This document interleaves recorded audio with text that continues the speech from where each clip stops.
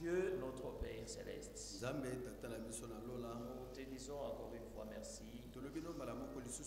Merci pour ce précieux et sainte parole que nous avons écoutée. Notre désir, ce que tu fasses de tout un chacun de nous, des hommes et de femmes qui se sentent mieux dans ta présence, et des hommes auprès de qui les autres se sentent aussi bien. Dieu notre Père Céleste, c'est vrai que c'est toi qui as parlé et ton esprit suit toujours ta parole pour en faire une réalité. Dieu notre Père, ces paroles que nous avons entendues, laisse encore une fois que ton esprit les couvre et qu'elles deviennent de réalité vivante dans tout un chacun de nous.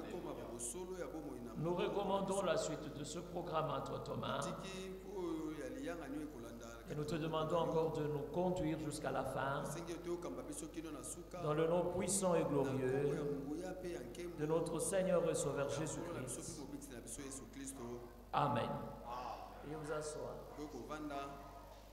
Nous vous saluons tous dans le précieux nom de notre Seigneur et Sauveur Jésus-Christ. Et nous vous transmettons les salutations de vos frères et sœurs du Centre missionnaire de Pompage. Bien-aimés frères et sœurs, c'est vrai que le Seigneur parle. C'est vrai que le Seigneur agit encore. Et à chaque fois que nous venons en ces lieux, nous devons avoir un objectif ou un but pour lequel on vient. Dans Jean au chapitre 12, regardez comment des gens ont fait de longues trajectoires et qu'ils avaient qu'un seul objectif, c'était même pas pour voir Philippe, c'était même pas pour voir les autres apôtres, ce n'était pas même pour voir les autres apôtres, mais c'était pour voir le Seigneur Jésus. Et quand vous regardez aussi, vous lisez dans Matthieu au chapitre 11 et dans Luc au chapitre 7, vous verrez qu'il y a eu de multitudes qui allaient dans le désert et puis après ils revenaient auprès du Seigneur. Il y a une question très importante que le Seigneur leur a posée, c'est celle de savoir qu'est-ce qu'ils étaient allés voir dans le désert. Et ce soir, au sortir de cette réunion, si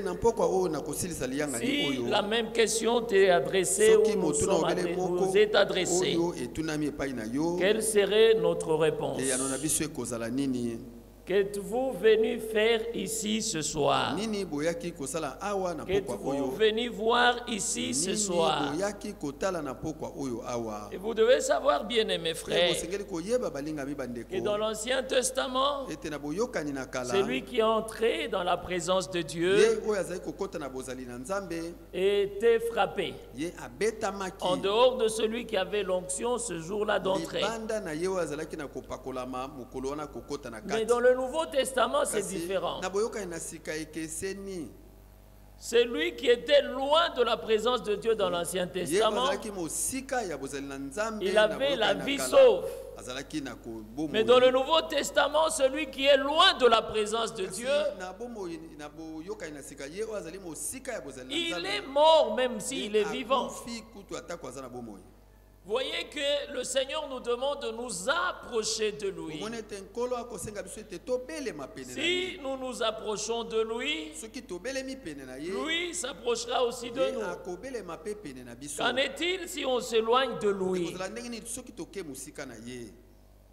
Et regardez, bien-aimés frères, tous ceux qui venaient dans la présence de Dieu, il y avait toujours ceux-là qui venaient déjà avec de connaissances et déjà avec de prédications. Les scribes, le pharisien, quand il s'approchait, Ils ne venaient pas pour apprendre. Ils ne venaient même pas pour écouter. Tantôt c'est pour opposer le Seigneur à sa propre prédication. Tantôt c'est opposer le Seigneur avec les autres prophètes. Mais il y avait encore un groupe appelé le cercle intérieur.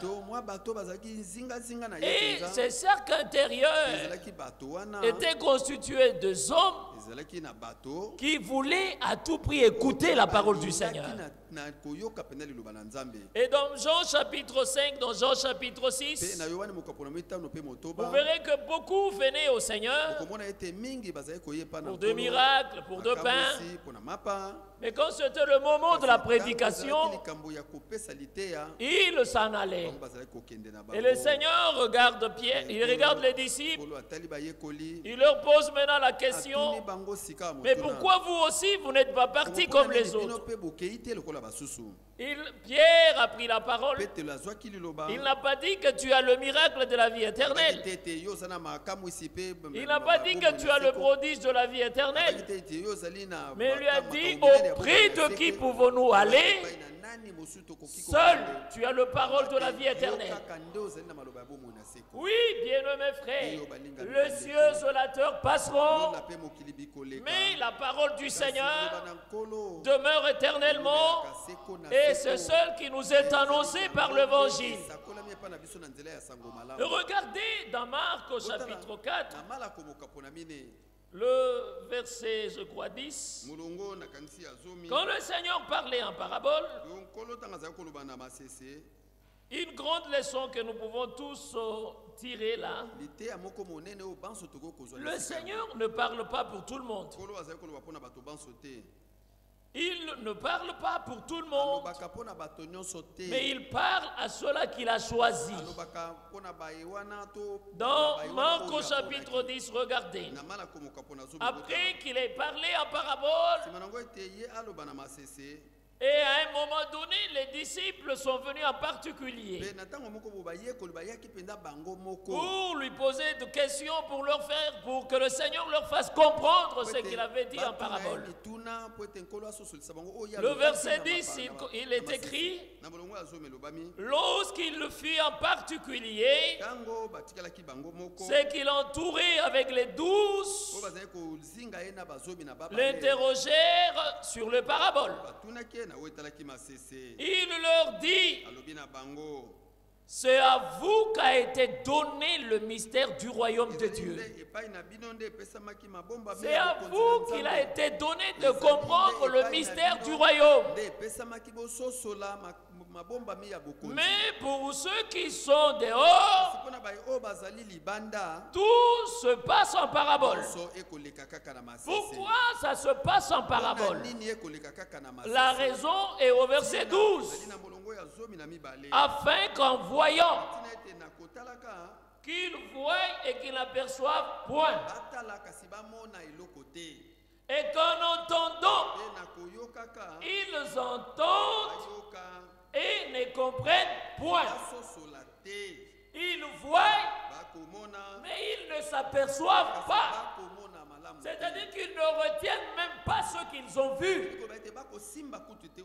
C'est que quand ils entendent, ils ne retiennent même pas ce qu'ils ont entendu, de peur qu'ils ne se convertissent et que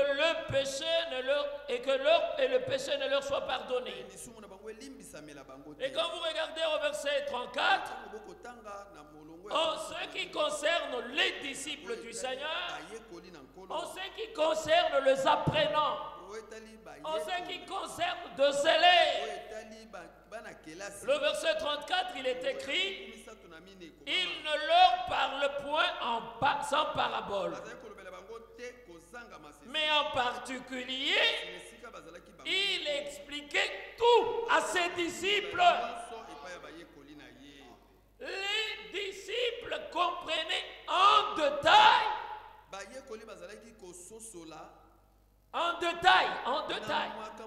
ce que les autres ont entendu mais ils n'ont pas compris, ce que les autres ont vu mais ils n'ont pas aperçu. Mais le disciple, il le comprenait correctement. Dans Matthieu au chapitre 13. Matthieu au chapitre 13. Le verset 10, il est écrit: les disciples s'approchaient et lui dirent: pourquoi leur parles-tu en parabole? Les disciples ont regardé. Ils ont dit: mais nous comprenons correctement. Mais pourquoi à eux, Seigneur, tu parles en parabole? Jésus leur répondit: parce que il vous a été donné de connaître le mystère du royaume des cieux, et que cela leur a pas été donné. Connaître, comprendre le mystère du royaume, connaître et comprendre le vérité préalablement cachée mais révélée, ne pas donner à tout le monde. Et si vous les comprenez aujourd'hui, ce n'est pas parce que vous avez beaucoup étudié, ce n'est pas parce que vous avez beaucoup de connaissances, mais parce que le Seigneur t'a fait grâce et m'a fait grâce. C'est telle sorte que nous pouvons tous regarder dans la même direction. Nous pouvons tous nous asseoir et écouter la même prédication, mais nous ne verrons jamais la même chose, mais nous n'entendrons jamais la même chose. Mais ceux-là qui sont concernés, le Seigneur leur fait grâce, il leur ouvre l'intelligence afin qu'ils comprennent correctement les Écritures. Car on donnera, regardez maintenant le verset 12. Car on donnera à celui qui a, et il sera dans l'abondance. Mais à celui qui n'a pas, on notera même ce qu'il a. C'est pourquoi je leur parle en parabole. Parce qu'en voyant, ils ne voient point, et qu'en entendant, ils n'entendent ni ne comprennent. Le verset 14. C'est pour eux qui voient, mais qui ne s'en aperçoivent pas, ceux qui entendent mais qui ne comprennent pas. C'est pour eux que cette prophétie de Isaïe s'accomplit. Vous entendrez de vos oreilles et vous ne comprendrez point. Vous regarderez de vos yeux, mais vous ne verrez point. Car le cœur de ce peuple est devenu insensible. Ils ont endurci leurs oreilles et ils ont fermé leurs yeux, de peur qu'ils ne voient de leurs yeux et qu'ils n'entendent de leurs oreilles, qu'ils ne comprennent de leur cœur et qu'ils ne se convertissent et que je ne le guérisse. Le verset 16. Mais heureux sont vos yeux parce qu'ils voient et vos oreilles parce qu'elles entendent. Le verset 17. Je vous l'ai dit en vérité, beaucoup de prophètes, beaucoup de justes ont désiré voir ce que vous voyez, ne l'ont pas vu, entendre ce que vous entendez, mais ils n'ont pas entendu. Mais vous donc, écoutez ce que signifie cette parabole du sabbat. Bien-aimés frères et sœurs, Dieu nous a fait grâce que tout le mystère, commençons de la Genèse jusqu'à l'Apocalypse, Dieu nous a fait grâce et tout est révélé dans notre temps. Ce qui rendait cette Bible incompréhensible, ce Ceux qui rendaient cette Bible incompréhensible, Dieu les a révélés et la compréhension nous a été facilitée. Mais maintenant, regardez qu'il est dit qu'on donnera à celui qui a pour qu'il soit en abondance. Je crois que là, c'est dans Luc au chapitre 12. Regardez, si on donne beaucoup à celui qui a, pour qu'il soit en abondance, on lui demandera aussi beaucoup. Luc chapitre 12, le verset 48, mais sa deuxième partie. On demandera beaucoup à qui l'on a beaucoup donné, et on exigera davantage de celui à qui l'on a beaucoup confié. Si peut-être vous l'ignorez, un rappel, c'est que Dieu nous a beaucoup donné. Dieu nous a beaucoup donné. Ce qu'il a fait dans notre temps, ce qu'il a fait dans notre âge, ça ne s'est jamais fait dans aucun autre âge.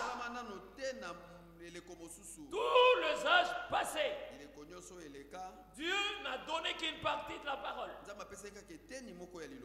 Dieu n'a donné que de réformateurs. Mais Dieu, dans notre temps, il nous a donné, il nous a envoyé un prophète. Il nous a donné toute la parole de Dieu, de la Genèse à l'Apocalypse. Et en dehors de ça, il nous a donné un enseignant. Il nous a envoyé un enseignant. Matthieu 24, 45. Et à cause de ça, l'évangélisation au temps de la fin diffère de l'évangélisation dans d'autres temps. Je ne sais pas si on est en train d'arriver. À cause de ce que le Seigneur a fait, l'évangélisation dans notre temps diffère de l'évangélisation des autres temps. Dans d'autres âges, il n'y a pas eu de serviteurs fidèles et prudents. Il n'y en a pas eu. Qui pouvait leur donner de la nourriture, il n'y en a pas eu. Mais dans notre temps, il y a eu un serviteur fidèle et prudent que le maître a établi sur d'autres gens de la maison, sur les domestiques de la maison. Frère, chaque mot dans Matthieu 24, 45 a son importance. Chaque mot dans Matthieu 24, 45 a son importance. Quel est donc ces serviteurs fidèles et prudents que le maître a établi sur le domestique de la maison? Ça, c'est une précision de taille. Parce que le domestique, il y a le domestique de la maison et les domestiques qui ne sont pas de la maison. Les domestiques qui sont dehors peuvent s'occuper de la pelouse, des herbes. Mais les domestiques de la maison, ils savent correctement ce qui se fait dans la maison.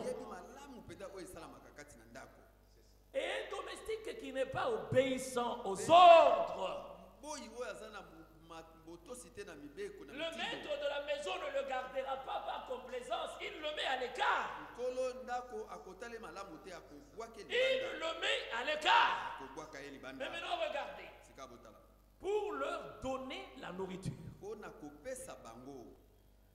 Ce n'est pas pour leur ajouter la nourriture, non. Mais pour leur donner la nourriture. Cela veut dire que les autres domestiques n'avaient pas de la nourriture. Il faudrait que cela leur soit donné. Parce que s'ils avaient même une partie de la nourriture, l'Esprit de Dieu ne dirait pas pour leur donner, mais ça serait pour leur ajouter. Mais là, il est dit pour leur donner de la nourriture. C'est-à-dire que les domestiques, ils attendent recevoir la nourriture pour en distribuer. C'est-à-dire que s'ils n'ont rien reçu, ils ne feront rien. C'est pourquoi, bien-aimés frères, Le vrai Ephésiens 4 sont inclus dans Matthieu 24, 45. Matthieu 24, 45 et Ephésiens 4 sont tous inclus dans Malachie 4. Il n'y a pas de Malachie 4 sans Matthieu 24, 45. Il n'y en a pas, frère. Alors, comment allez-vous évangéliser? Comment allez-vous prêcher? Parce qu'il y en a de ceux-là qui disent, non frère, nous avons aussi de la nourriture. Qui vous a donné cet ordre-là? Qui vous a donné cet ordre et qui vous a dit de faire ce que vous faites? C'est pourquoi là l'Esprit du Seigneur insiste sur d'autres domestiques de la maison. Pas les domestiques du dehors. Celui du dehors, il ne connaît rien. Il ne sait même pas si la cuisine est déjà allumée. Il ne sait rien. Mais celui de la maison, il sait qu'à 8 heures, le patron doit manger, les enfants doivent manger parce qu'ils doivent aller à l'école. Il connaît le temps convenable. Il connaît qu'est-ce qu'il faut leur donner. Et cela que ce qui se fait maintenant dans notre temps, nous ne pouvons rien vous donner si on n'a rien reçu. Nous attendons que cela nous soit donné et puis nous on va le distribuer. Si rien ne nous est donné, qu'est-ce qu'on va dire? Qu'est-ce qu'on va dire? Parce que le travail de ce serviteur fidèle, c'est donner de la nourriture à d'autres domestiques de la maison. Pas pour leur ajouter de la nourriture comme s'ils avaient au départ, non. Mais c'est pour leur donner de la nourriture. Alors tout celui qui ne veut pas recevoir de la nourriture, il faut faire attention à ce qu'il prépare. Il faut faire attention à ce qu'il donne, à ce qu'il distribue. Quand on reçoit ce que Dieu dispose, il n'y a pas de mélange avec la pensée de l'homme ou la pensée de l'humain. Mais c'est que quand on se débrouille, c'est là qu'on va ajouter ce que nous voulons pour que la sauce soit succulente ou soit comme quoi que ce soit. Attendons tout du Seigneur et faisons confiance au Seigneur.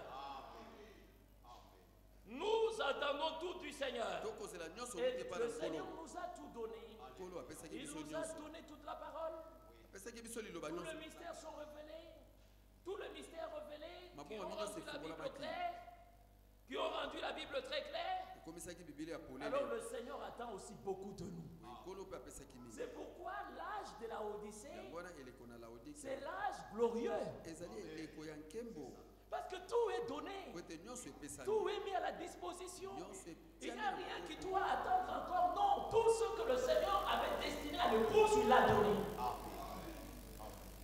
Tout ce que le Seigneur avait destiné à l'épouse, il nous l'a donné. Quand nous venons dans la présence du Seigneur, Ecclésiaste chapitre 4, regardez. Le verset 17, il dit, prends garde à ton pied. Lorsque tu entres dans la maison de Dieu, croyez-vous que nous sommes dans la maison de Dieu? Maintenant on vous dit, prenez garde, prêtez attention, faites attention. Quand vous entrez dans la maison de Dieu, approche-toi pour écouter. Approche-toi pour écouter. Ne t'approche pas pour discussion. Ne t'approche pas pour de débat. Ne t'approche pas pour de l'opposition. Approche-toi pour écouter. Plutôt que pour offrir de sacrifices des insensés, car ils ne savent pas qu'ils font mal. Quand on s'approche en dehors de ça, quand on vient pour voir le mal, quand on vient pour voir l'horreur, quand on vient pour voir les imperfections, tu en verras davantage. Le diable fera en sorte que tu vois, tu te piques jusqu'à la fin des horreurs et des erreurs. Et à tel point que tu ne croiras pas et tu ne seras pas sauvé. Jérémie chapitre 17. De parole encore Béni soit l'homme, le verset 7. Béni soit l'homme qui se confie dans l'Éternel. Et dont l'Éternel est l'espérance. Béni soit l'homme qui se confie dans l'Éternel. Et dont l'Éternel est l'espérance. Ça, c'est très important. Tout véritable croyant, il n'a que Dieu comme espérance. Quand on a Dieu comme espérance, c'est-à-dire que nous avons enlevé toute notre espérance dans toutes les choses pour le placer quand Jésus. C'est que nous avons discerné que toutes les choses peuvent nous décevoir, mais Dieu ne nous décevra jamais. Et c'est pourquoi nous lui plaçons confiance. Il est comme un arbre planté près des eaux, et il étend ses racines vers le courant d'eau. Il n'aperçoit point la chaleur quand elle vient, et son feuillage reste vert. Dans l'année de la sécheresse, il n'a point de crainte, et il ne cesse de porter du fruit. Bien-aimés frères et sœurs, une plante, un arbre qui est plus proche du courant d'eau, et que ses racines sont bien abreuvées par l'eau, même si on peut les couper, aussi longtemps que ces racines sont le long du courant d'eau, cette plante bourgeonnera à nouveau. Job chapitre 14. Gardez la main sur Jérémie, on va revenir. Dans Job chapitre 14, regarde ce qu'il dit. Le verset 7, un arbre de l'espérance. Quand on le coupe, il repousse. Il produit encore des végétaux. Quand sa racine a vieilli dans la terre, quand son tronc meurt dans la poussière, le verset 9, il reverdit à l'approche de l'eau.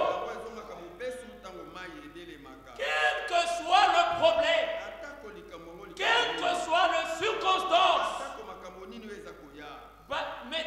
basez votre foi dans la parole de Dieu. Regardez c'est quoi l'eau. C'est quoi de l'eau? Regardez bien mes frères, Éphésiens au chapitre 5, 1 Corinthiens au chapitre 10. Et prenons rapidement Éphésiens. Regardez ce qui est écrit là. Le verset 26. Le verset 26. Chapitre 5, le verset 25 et 26. Marie, aimez vos femmes comme Christ a aimé l'Église et s'est livré lui-même pour elle,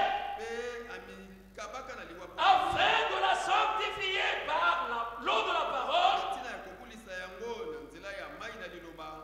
après l'avoir purifiée par le baptême d'eau, après l'avoir sanctifiée par l'eau de la parole. Mais maintenant regardez, frère, un homme qui met sa confiance dans la parole de Dieu. Jean chapitre 14, regardez ce qui arrive. Jean chapitre 14, regardez ce qui est écrit. Jean 14, regardez. Jésus lui répondit, si quelqu'un m'aime, il gardera ma parole, et mon Père l'aimera, et nous viendrons à lui, et nous ferons notre demeure chez lui. Jean chapitre 15, le verset 4. Et maintenant regardez là-bas pour la production de fruits Demeurez en moi. Et je demeurerai en vous. Comme le sarment ne peut de lui-même porter du fruit, s'il ne demeure attaché au cerf, ainsi vous ne le pouvez pas non plus. Si vous ne demeurez en moi, je suis le cerf.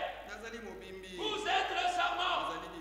Celui qui demeure en moi et en qui je demeure, il porte beaucoup de fruits.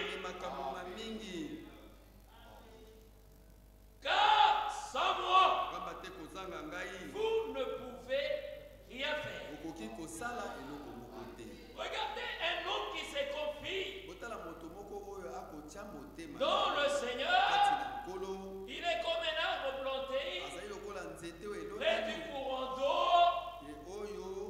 Près du courant d'eau, il n'aperçoit pas la chaleur quand elle arrive. Et il ne cesse de porter de fruits. C'est qu'il porte de fruits en tout temps. Il ne connaît pas les saisons sèches ou les saisons de pluie. Qu'en est-il d'un homme qui est rempli du Saint-Esprit? Il ne portera pas l'amour quand les choses vont bien. Il ne portera pas, il ne produira pas l'amour quand les choses vont bien. Mais même si tout va mal, le fruit de l'esprit c'est l'amour, c'est la paix. Oh non, là j'ai un problème avec l'autre. Je ne peux pas être en paix avec lui. Aussi longtemps que vous êtes dans la parole, aussi longtemps que vous faites confiance à Dieu, le fruit de l'esprit ne dépend pas de ton humeur, ne dépend pas de mon humeur, ne dépend pas de mes conditions de vie, que je vive bien ou que je vive mal. Aussi longtemps que je fais confiance à Dieu, le fruit de l'esprit doit être en permanence. C'est pas que non, frère, avec lui quand même on s'entend, je dois être en paix avec lui, non frère. Avec lui on s'entend, je vais être en paix avec lui, non. On ne se choisit même pas avec qui il faut être dans la paix. Mais nous savons que soyez recherchez la paix avec tous. C'est pas seulement avec les gens avec qui je m'entends, non, même avec vos ennemis, soyez en paix. L'amour se manifeste, la haine se manifeste. La colère également, elle se manifeste. Bien, mes frères, maintenant regardez. Regardez dans Jacques. Prenons d'abord Galates. Galates chapitre 5, verset 2. Regardez maintenant là ce qui est écrit. Chacun doit s'examiner soi-même maintenant. Regardez ce qui est écrit au verset 22. Mais le fruit de l'esprit c'est l'amour,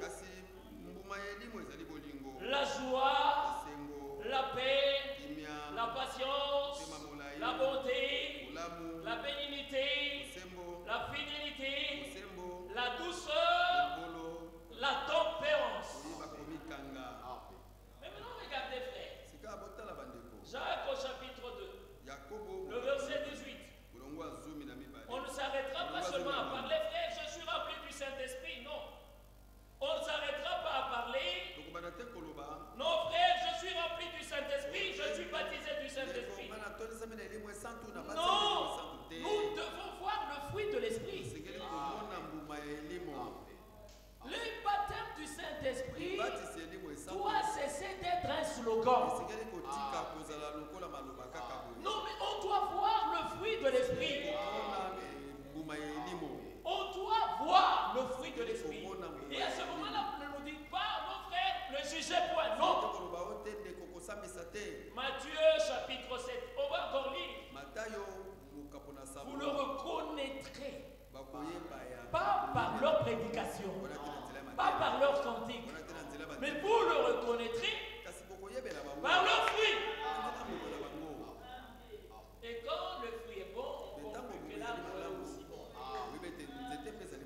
Quand le fruit est mauvais, on dira aussi le fruit est mauvais. Quand le fruit est mauvais, on dira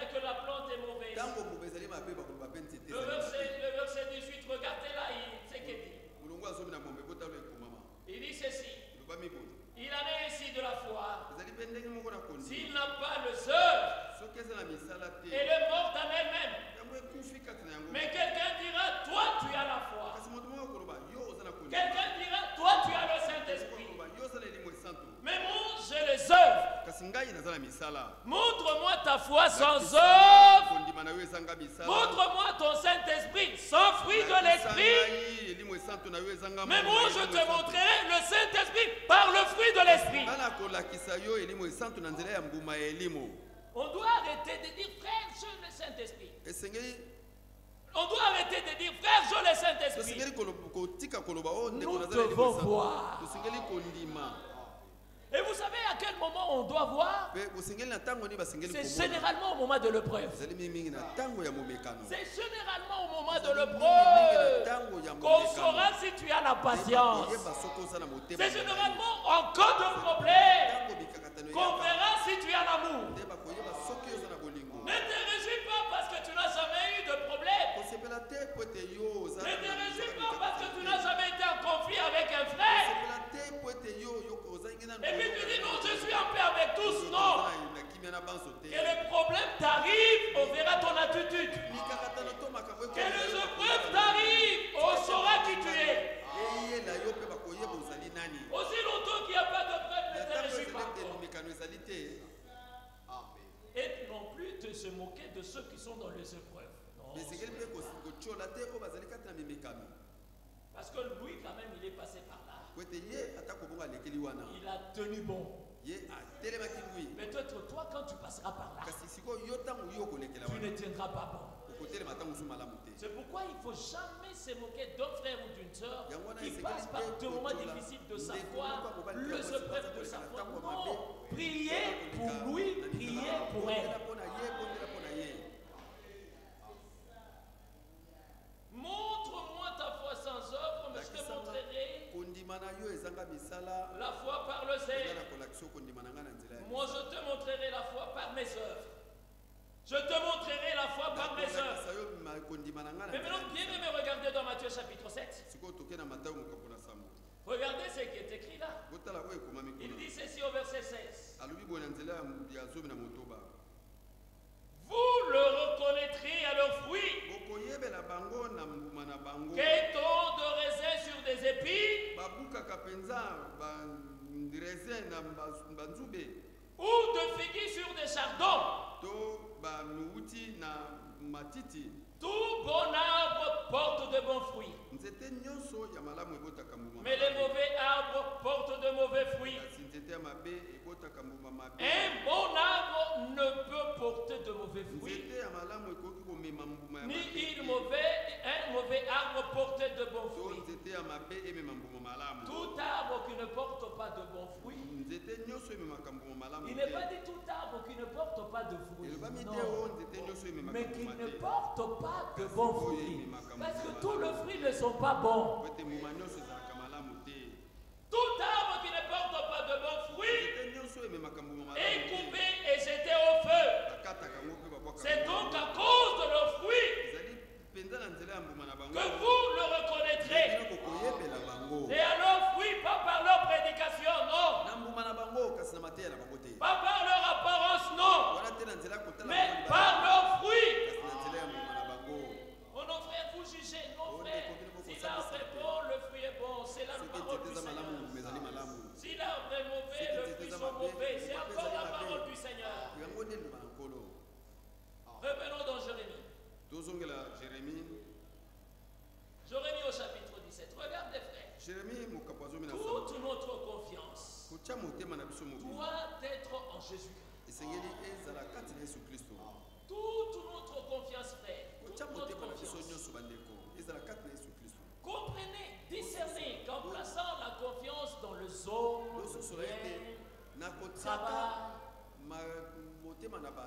tout peut s'arrêter et vous serez confondus. Ceux qui avaient mis leur confiance dans leur Père, ils sont, le Père les ont dessus. Ils sont partis, ils les ont laissés. Mais ils avaient beaucoup de confiance dans leur Père. Ceux qui avaient mis confiance dans le bien matériel, les naufrages, les inondations ont tout détruit et ils Ceux qui mettent confiance dans l'argent et dans tout le bien matériel. Oui, ça vous décevra encore un jour. Ça vous décevra un jour. Enlevez votre confiance dans les choses périssables et le placez alors en Jésus-Christ. Quand vous le placez en Jésus-Christ, frère, vous êtes dans la paix. Il est le secours qui ne manque jamais dans le cas de détresse. Il est toujours présent dans nos problèmes présents, dans nos situations présentes, dans nos difficultés présentes. Un seul ami qui ne présente jamais des excuses. Un seul ami qui ne t'excuse jamais d'avoir été en retard. Un seul ami qui ne s'excuse pas pour avoir été en retard. Il ne s'excuse pas parce qu'il sera absent. Il est toujours présent. À tout moment, quand tu l'appelles, il est là présent. Mais les autres amis, qu'est-ce qu'ils nous diront? J'ai bien en retard parce que je suis dans les embouteillages. Parce que je n'ai pas eu le temps. Mais le Seigneur ne vous dira jamais ça. Même dans la misère la plus amère, criez à Jésus. Il est présent. Même dans la maladie incurable, parlez à Jésus. Il est présent. Bien-aimés frères. Et avec ça, dormez tranquillement. Dormez tranquillement. Pourquoi? Parce que le Seigneur veille sur toi. Mais les amis, qu'est-ce qu'ils vous diront? Même quand vous allez parce que vous êtes malade, ils vous diront, je n'ai pas ce moyen pour t'aider. J'ai pas de moyen. Mais le Seigneur ne te dira pas ça. Il te rappelle, il dit, par mes meurtrissures, vous avez déjà été guéri. Pas que par mes meurtrissures, vous serez. Non, non. Mais vous avez déjà été guéri. Frère, pourquoi ne pas placer notre confiance dans un nom comme Jésus, qui a tout fait de manière correcte? Où placez-vous votre confiance? Où placez-vous votre espérance? Maintenant, regardez les hommes qui ont beaucoup de bien, ce qu'ils ont fait. Somme chapitre 20. Somme chapitre 20. Le verset 18. Dans Psaume 20. Le verset 8, s'il vous plaît. Ceux-ci s'appuient sur leur char. Ceux-ci mettent confiance dans leur char. Ceux-là sur leurs chevaux. Nous invoquons le nom de l'Éternel, notre Dieu. Ceux-là, ils s'appuient sur leurs biens. Ceux-là, ils s'appuient sur leurs connaissances. Ceux-là, ils s'appuient sur leurs autorités. Mais nous invoquons le nom du Seigneur.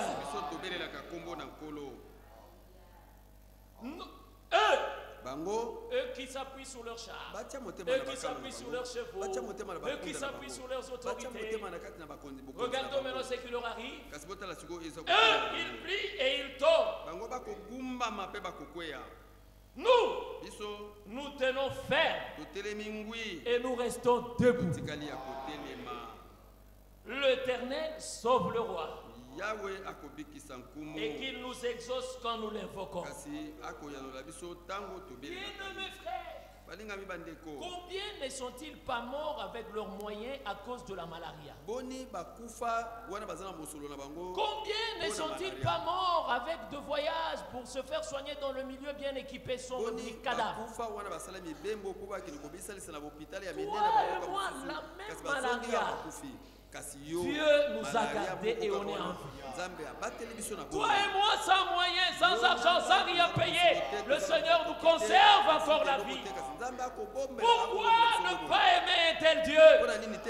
Pourquoi ne pas servir un tel Dieu? Il ne regarde pas nos conditions de vie, mais qui nous renouvelle encore sa grâce.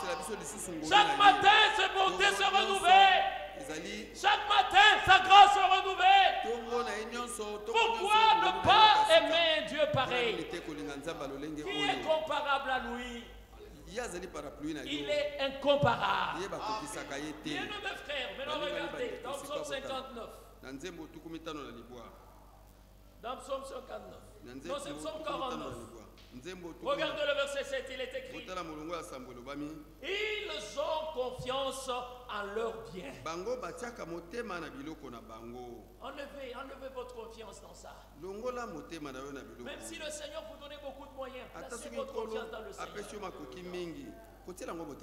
Tout est éphémère sur la terre. Tout ce qui a un commencement a une fin. Tout est passager. Ils ont confiance à leur bien. Ils se glorifient de leur grande richesse. Malgré leur bien, malgré leur richesse, ils ne peuvent se racheter l'un l'autre, ni donner à Dieu le prix du rachat. Le rachat de leur âme est cher. Et il n'aura jamais lieu pour gagner le temps. Le verset 12. Ils s'imaginent que leurs maisons seront éternelles. Ils s'imaginent que leurs maisons seront éternelles, que leurs demeures subsisteront d'âge en âge, et dont le nom sera honoré sur la terre. Il s'imagine dans sa folie d'avoir beaucoup de biens. Il pense que tout est éternel. Il pense que tellement qu'il est chanté par tout le musicien, il pense maintenant qu'il est devenu quelque chose. Non, non, non, non. Ne mettez même pas votre confiance en vous-même. Ne mettez pas, ça va vous décevoir. Mettez votre confiance dans le Seigneur. Le verset 15. Comme un troupeau, ils sont mis dans le séjour des morts. Comme un troupeau, ils sont mis dans le séjour des morts. La mort en a fait sa pâture. Ceux-là qui se sont appuyés sur leur char, se sont appuyés sur leurs chevaux, ils s'imaginent que leurs maisons sont éternelles, ils s'imaginent que leur nom est honoré. Alors comme un troupeau, ils sont tous mis dans le séjour de mort. Où est l'orgueil de cet homme qui se mettait confiance en lui-même? Où est son enthousiasme qu'il avait quand il entendait son nom être chanté?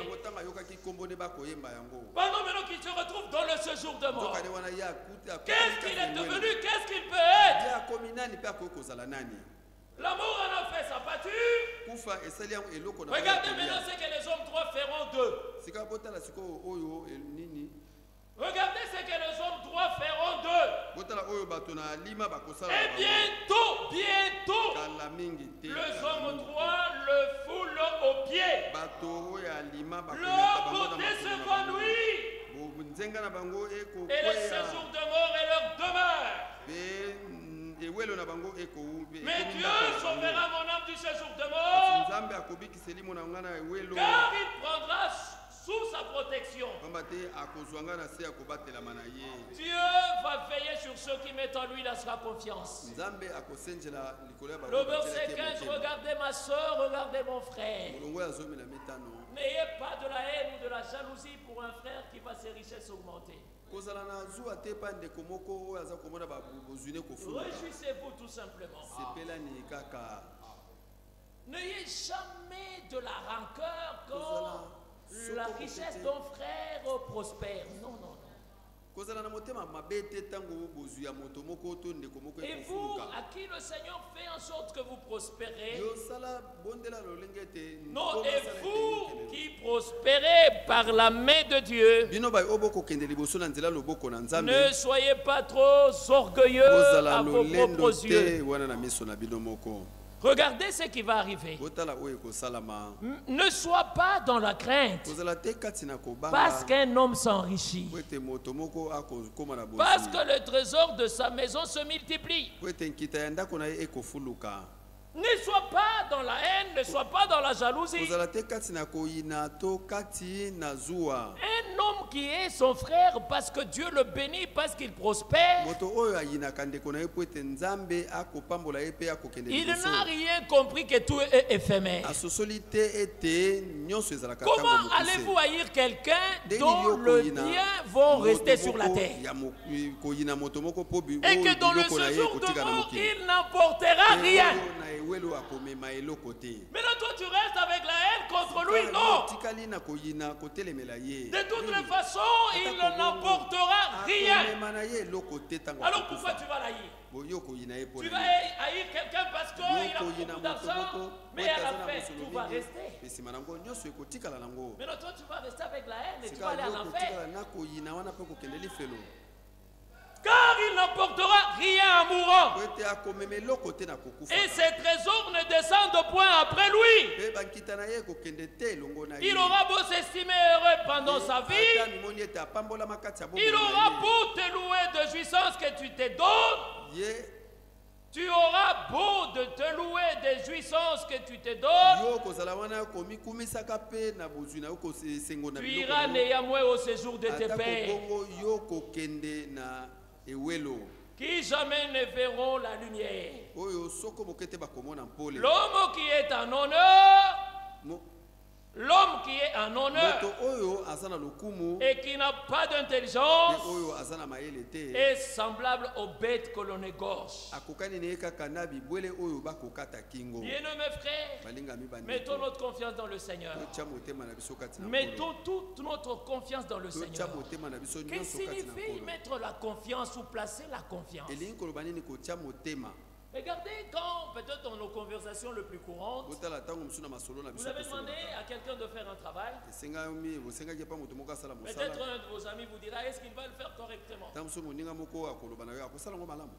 Généralement, on répond brièvement, j'ai confiance en lui. Cela veut dire tout simplement qu'il le fera exactement comme vous vous attendez. Et quand nous disons que nous plaçons notre confiance dans le Seigneur, c'est que nous croyons en sa fiabilité. Nous croyons à son honnêteté. Nous croyons à sa capacité d'agir de manière appropriée. Cela veut dire que le Seigneur n'agira pas autrement de tes attentes, non. C'est que l'homme qui place la confiance dans le Seigneur, il sous-entend, il croit que le Seigneur agira, que le Seigneur répondra conformément à ses attentes. Et maintenant là, si vous savez déjà que le Seigneur ne répond pas correctement, vous n'avez plus à vous battre. C'est sur le promesse de Dieu maintenant que vous vous reposez. Vous vous reposez maintenant sur les promesses de Dieu. Parce que vous savez que tout ce qui est sorti de la bouche du Seigneur, il l'accomplira exactement. Exactement. C'est-à-dire il n'y a pas de moins, il n'y a pas de plus. Il fera exactement comme cela est sorti de sa bouche. Faisons confiance au Seigneur. Terminons avec Jérémie chapitre 2. Regardez ici. Le verset 13. Car mon peuple, il n'a pas dit le peuple, mais il a dit mon peuple. Car mon peuple a commis un double péché. Quel est le premier? Ils m'ont abandonné, moi qui suis la source d'eau vive. Qu'est-ce qu'ils ont fait? Ils se sont creusés des citernes. Des citernes crevassées. Frères et sœurs, ne soyez pas des habituels du péché. Ne soyez pas de ceux qui ramènent à demain la réparation d'un péché. Pourquoi? Parce qu'un péché n'engendrera rien d'autre que notre péché. Le premier péché qu'ils avaient fait, c'est d'avoir abandonné le Seigneur. Et l'abandon du Seigneur, qu'est-ce que cela a fait? Ça a encore poussé ceux-là qui ont abandonné le Seigneur à commettre commettre notre péché. C'est comme ça que, bien mes frères, que le Saint-Esprit vous convainc de votre erreur, de votre péché. N'allez jamais au lit sans le réparer. N'allez jamais au lit sans le réparer. Réparez-le, réparez-le. Sinon demain, ça engendrera un autre péché. Aujourd'hui, il y a des frères et des sœurs qui sont habitués. Je vais réparer. Et le Seigneur nous donne tellement l'occasion. On va réparer. L'occasion que le Seigneur t'a donné d'abord de te convaincre du péché, tu n'as pas saisi l'occasion. Mais tu veux saisir l'occasion, c'est seulement quand le moment va se présenter. Bien, mes frères, quand il est question de la réconciliation, il y a d'abord le sentiment qui doit nous animer. Quel est le sentiment qui nous anime? C'est d'abord la conviction de son péché. Et le péché, étant convaincu du péché, il y a un regret intérieur qui est produit. Et quand maintenant le regret intérieur est produit, ne vous enorgueillissez pas, humiliez-vous. Aujourd'hui, nos réconciliations n'aboutissent pas. Parce que les deux négociateurs sont des orgueilleux. L'autre voudra que lui vienne en premier. L'autre voudra que lui va le premier. Si moi je pars vers lui, vous savez ce qu'il peut dire? Vous savez ce qu'il peut faire? La première des choses, on doit s'humilier. Et quand on s'humilie, on s'approche de la personne. Mais maintenant, aujourd'hui, qu'est-ce qui arrive? C'est que le frère et le sœur, ils n'arrivent pas à se réconcilier de manière biblique. C'est qu'il est convaincu de son erreur, il est convaincu de sa faute, il va voir son frère, il dit: je sais que tu as été peut-être scandalisé par ça. Est-ce que tu peux me pardonner?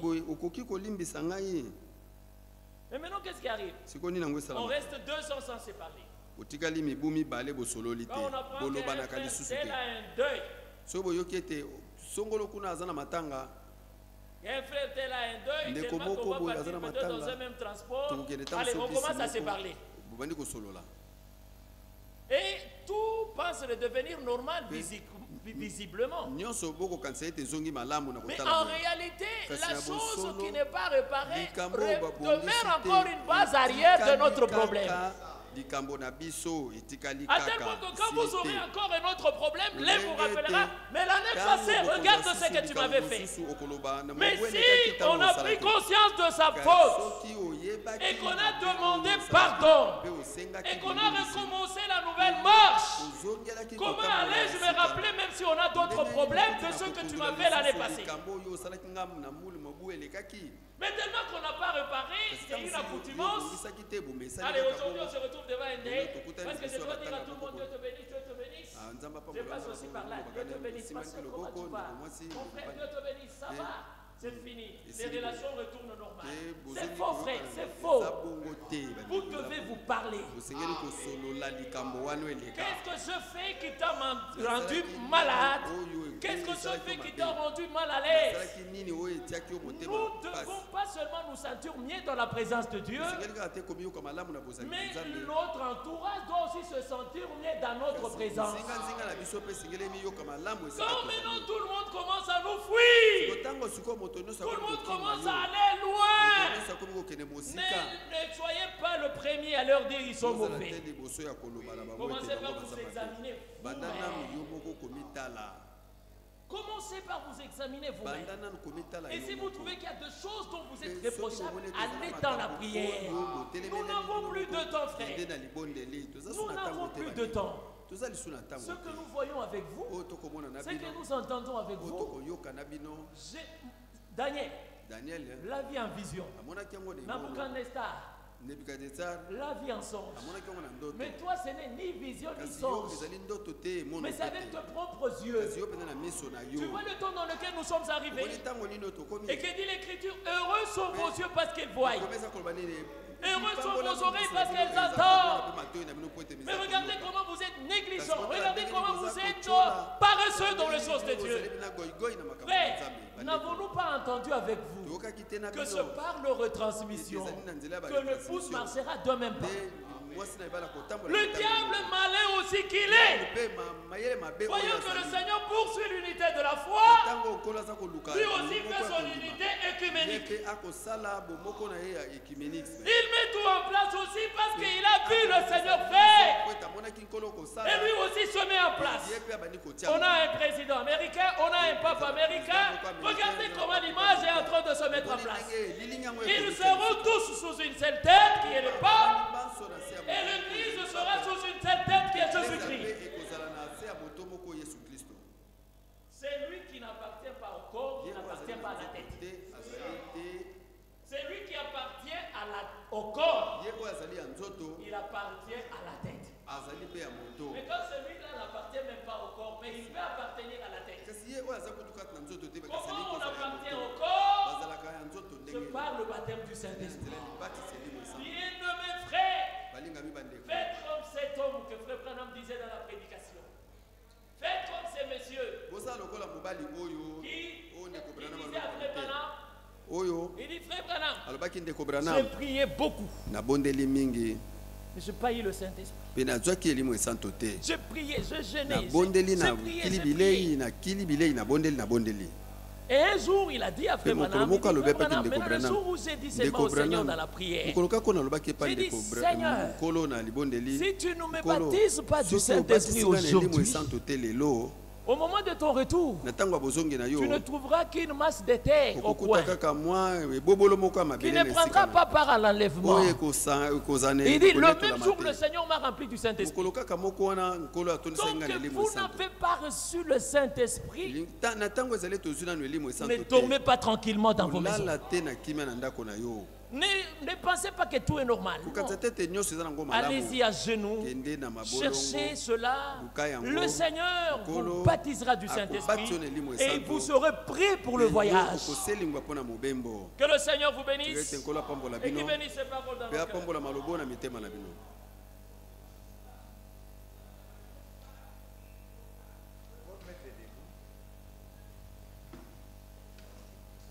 Pouvons nous mettre debout.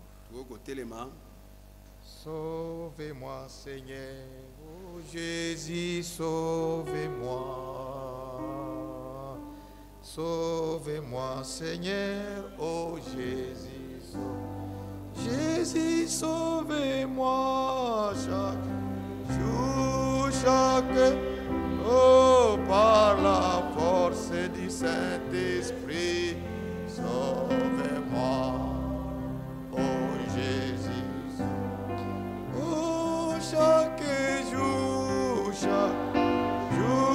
chaque nuit, par la force du Saint-Esprit, sauve-moi, oh Jésus, sauve-moi. Oh, guéris-moi, Seigneur, oh Jésus, guéris-moi. Oh, guéris-moi, Seigneur, oh Jésus. Jésus, guéris-moi chaque jour, chaque nuit, par la force du Saint-Esprit. Guéris-moi, oh Jésus, guéris-moi. Oh, chaque jour, chaque nuit, par la force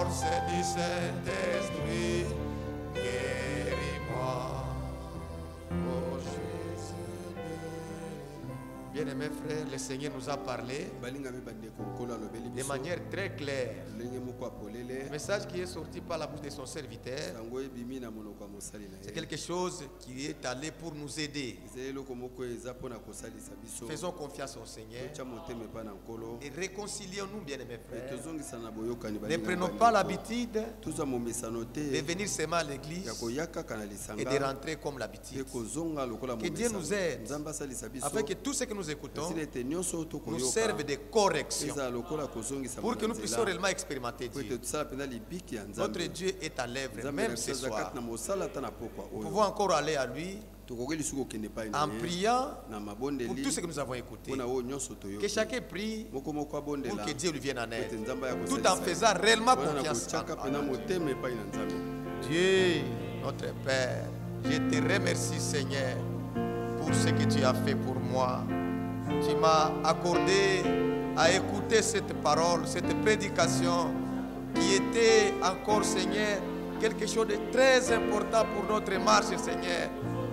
Regarde combien dans Jérémie tu pouvais montrer que ton peuple a commis double péché. Seigneur, tout ce qui a été écrit l'a été écrit pour notre instruction, afin que nous qui sommes arrivés à la fin des temps, nous puissions nous servir de ces exemples. Nous ne puissions pas donner les mêmes exemples de la désobéissance. Oh Seigneur, c'est par amour que tu nous as parlé, c'est par amour que tu nous as dit ces choses. Bénis cet instrument, notre frère que tu as utilisé, et bénis notre église, et bénis chaque frère, bénis chaque sœur, que ces paroles que nous avons écoutées nous servent réellement à la toilette. Merci Seigneur, merci Seigneur, merci Seigneur, merci Seigneur, merci Seigneur. Merci Seigneur. Nous appelons notre frère Sami pour encore prier pour nous. Frère Sami. Merci Seigneur. Merci Seigneur. Gloire à toi. Oui, merci Seigneur. Merci Seigneur. Te remercions Père.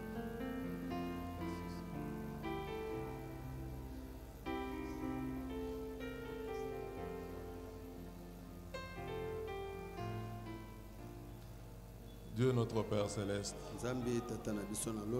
Seigneur, sois loué, sois glorifié pour ta parole que tu nous as fait entendre. Parce que l'homme ne vit pas seulement de pain, il vit de toute parole qui sort de ta bouche. Seigneur, et ta parole est esprit et vie. Seigneur, c'est la vie du ressuscité, Seigneur notre Dieu. Seigneur, il est temps de nous identifier à toi. Seigneur, d'être comme toi. Seigneur, de marcher comme toi. De voir comme toi, de parler comme toi, d'aimer comme toi, de pardonner comme toi. Seigneur, c'est ce que nous sommes venus chercher parce que nous voulons être comme toi, Seigneur, afin qu'en ce jour-là, nous puissions, Seigneur, te rencontrer dans les airs. Seigneur, ne nous abandonnons pas. Merci pour tout ce que tu as fait pour nous. Merci pour la victoire de Golgotha. Seigneur, merci pour la délivrance. Merci pour la guérison, Seigneur. Merci pour ta présence qui ne fait jamais défaut. Oh Dieu, notre Père Céleste, tu nous as parlé. Tu nous as montré comment prier avec supplication et action de grâce. Seigneur, afin que tu puisses nous exaucer, Seigneur.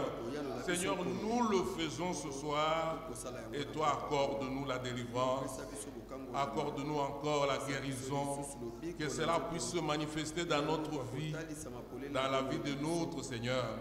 Comme nous pensons à la sœur Maoua, Seigneur, elle est malade, elle a dit que je crierai au Seigneur, il écoutera ma prière et il me relèvera.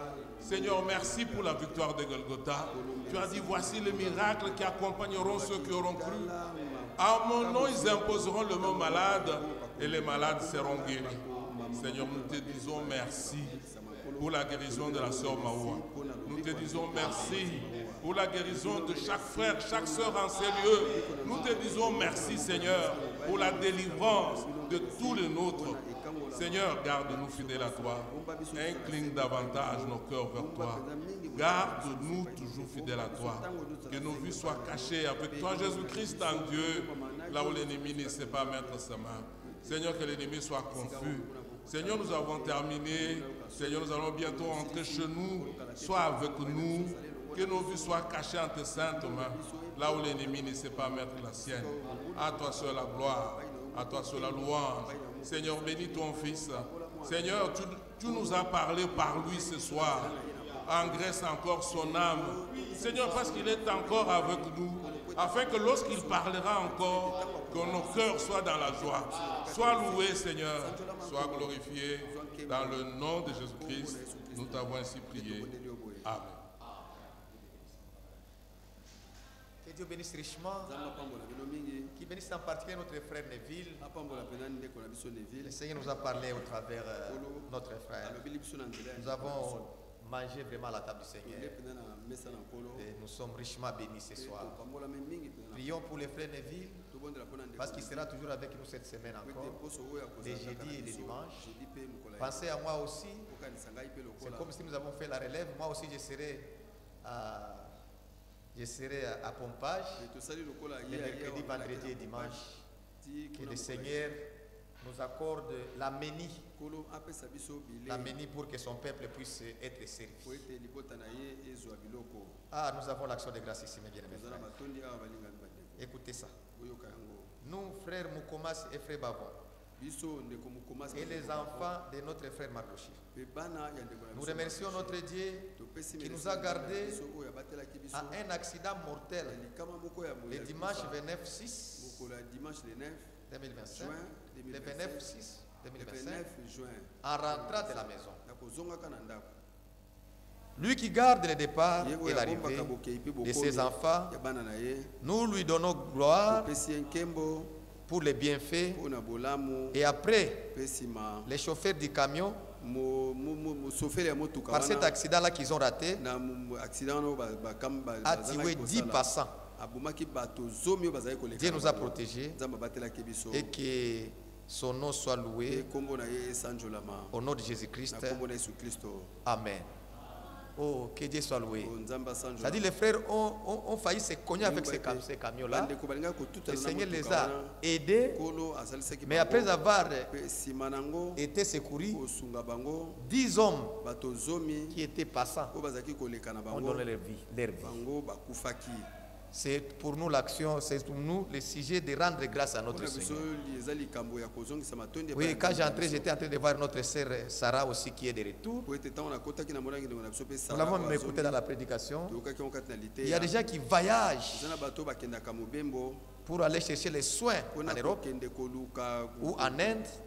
Mais au retour, ce sont les cercueils qui rentrent. Alors si on peut voir notre sœur Sarah rentrer, nous disons gloire et l'honneur soient rendus à notre Dieu. Vous êtes la bienvenue, notre sœur. Qu'il Dieu te bénisse, tu nous manquais déjà. Alors, il y a des frères qui nous ont suivis en ligne. À partir de Kinshasa, notre frère Paul Mwambaï, notre frère J. de Tindele, notre sœur Rebecca Timanga, notre sœur Alpha Kamwanya, la famille des frères Onokoko, et notre frère Moïse Mounene, et depuis la France, notre frère Ben Kadima, notre sœur Nana Akono, et depuis Canada, notre frère Pierrot Chimanga.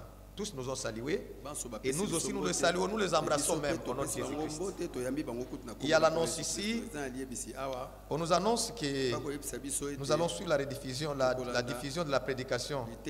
Notre frère Ewad Frank le dimanche 6 juin à partir de Krefeld de 9h.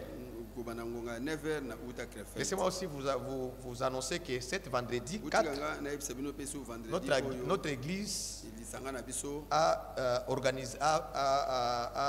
a conclu à organiser une veillée de prière le vendredi le 4. Les gens qui seront disponibles seront là à 21h30. C'est vers 21h30 que nous pouvons maintenant nous mettre en ordre pour veiller des prières. C'est un exercice que les anciens, les prédicateurs, les diacres ont fait les vendredis passés. Mais nous avons pensé qu'il ne faut pas que nous puissions priver les enfants de Dieu parce que chaque fils et fille de Dieu doit faire les mêmes expériences. Venons mes frères, prions pour que le Seigneur puisse nous aider dans tout ce que nous avons comme requête. Pour le reste, que Dieu vous bénisse. Nous allons appeler notre frère pour un cantique pendant que nous sortons et nous saluons là-bas. Que Dieu bénisse. Maranatha. Maranatha.